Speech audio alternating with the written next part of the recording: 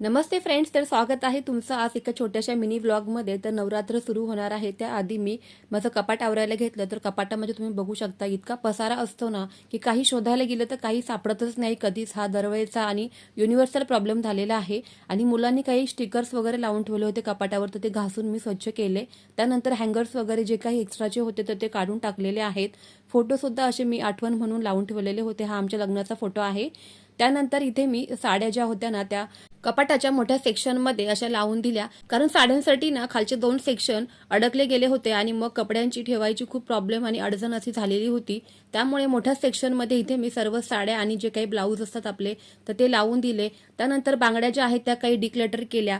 त्यानंतर इथे मी बघा कपाट आता छान आवरलेलं आहे. माझे डेलीचे कपडे आणि पर्स काही रोज लागत नाही, बाहेर गेल्यावरच पर्स लागतात, त्यामुळे त्याही ऑर्गनायझरमध्ये मी ठेवून दिल्या. मुलांचंही कपाट छान आवरलं. तर मग फ्रेंड्स, तुम्हाला कसा वाटला हा आजचा छोटासा असा मिनी ब्लॉग?